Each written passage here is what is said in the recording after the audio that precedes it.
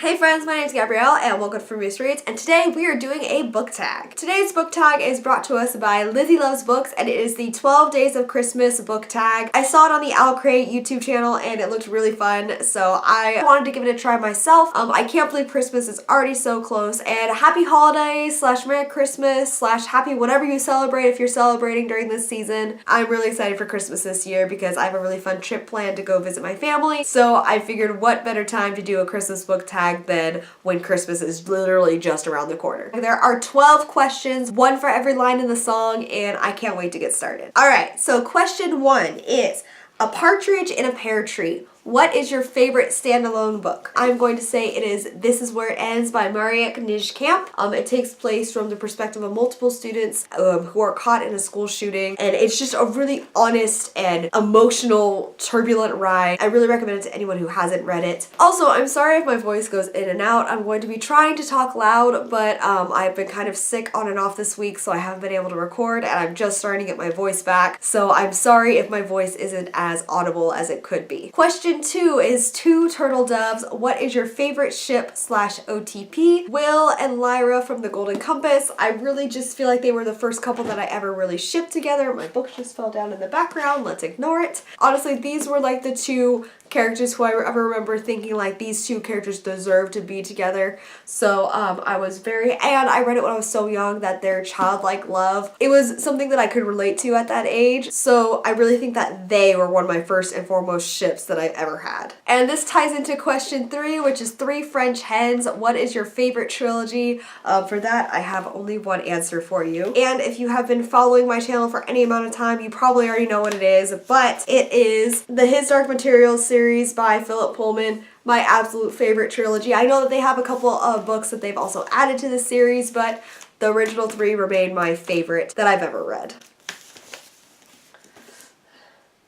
Oh no, my shelf. What happened? Oh god. We're having some technical difficulties.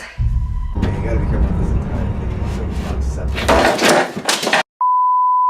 Alright, so that was fun. My shelf behind me collapsed, so welcome to my other shelves that you guys don't really see, as well as my little like travel corner. Okay, so I guess we're just gonna continue with the tag over here. Hopefully the rest of my shelves don't start collapsing. Question 4, favorite fictional beast slash creature. This one was a hard one for me. I'm going to cheat and actually have 2 answers to this one. For one, I'm going to say the Niffler from the Fantastic Beasts series, but I also have this really cool anthology of all the female mythical creatures around the world, and it is called the Phenomenomicon, and there's plenty of amazing creatures in here, like the Lamia, who is from Libya, and a bunch of really cool other female-based mythical creatures. So I'd have to say any of the creatures in this book are also some of my favorite that I love to read about. Question number 5 is 5 golden eggs, and for this I have to show you 5 golden books. Alright, so here are all 5 golden books that I chose, and these are them. So you can guys see I have the Golden Compass, which is a beautiful golden cover, and it's all reflective and really cool. And then I have this book 4 in the Septimus Heap series, which is Quest, which it is in gold on the front, but the binding is gold, and so I really like how they did that. In each of the books, the binding is gold. This one had the most gold on it. And then there is Artemis Fowl by Owen Colfer, which is turning into a movie that I have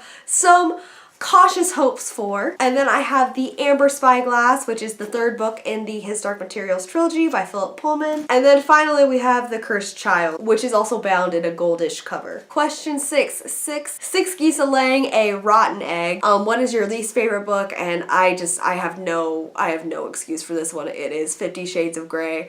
There is just no redeemable quality about that book. I've tried multiple times. Christian's tried. We've all tried.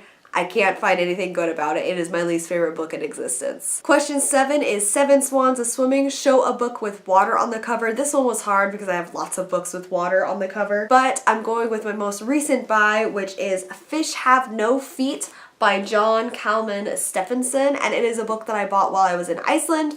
This is by an Icelandic author, and it is a really, really great book. It falls more into the general adult fiction and is told in a series of flashbacks, but the story is fantastic. The writing is so magical and really fits with the entire theme that Iceland has, like as a country. So I really, really, really enjoyed it. Definitely recommend it if you guys are looking for any great international authors to read. Question 8 is 8 Maids a Milking. What is a fictional food that you wish you could taste. This is going back into my roots of Alice in Wonderland. I really always just wanted to try the Eat Me cake. There's no reason for it other than the fact it looks delicious, and I think it'd be really fun to grow suddenly to be really tall. That is definitely the one food that I've always wanted to try for myself. Question 9 is 9 ladies dancing, which is your favorite dance between two characters. For this one, I don't remember if specifically the characters ever danced, but I am going to use the dance from Cinder in the Lunar Chronicles. I found that was such an intense scene, so I was really happy. Like, I thought it was one of my favorite scenes in the book, and it really built up towards the ending. Question 10 is 10 Lords of Leaping, which is your favorite book to movie adaptation. For that, I'm going to go with the Lord of the Rings trilogy.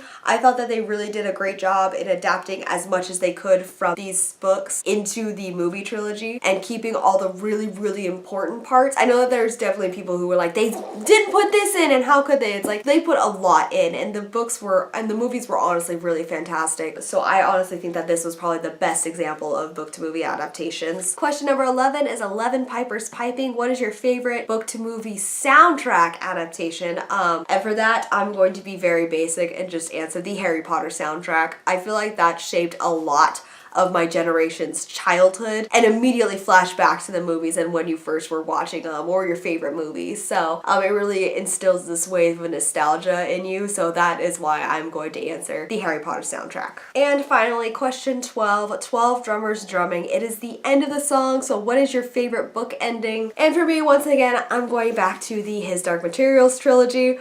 In the Amber Spyglass, I feel like this book ending had such a solid ending. It really wrapped up a lot of the loose plots and loose threads, and honestly, it was absolutely heartbreaking and in the best way possible. So I think that this is always going to be one of my favorite book endings that I've ever read. Just because it's one of my favorite series too, so it's obviously got a little bit more favor than anything else. But that concludes our 12 Days of Christmas book tag. I really had a lot of fun with this tag, and I am tagging all of you who are watching to do this one as well, and hopefully I'll be able to fix my shelves at some point. I don't know. I feel like I'm gonna come back from traveling for vacation and just all my books are gonna be collapsed on the ground, which is gonna be so much fun. I hope not. I gotta knock on wood now and hope that doesn't happen. Just so you guys know, that Harry Potter podcast I was talking about starting, Cunning and Loyalty, we have the first episode up on Podbean, so if you guys are interested, make sure you check out the links in the description down below. It's a lot of fun. We read the first 2 chapters of Harry Potter and the Sorcerer's Stone, and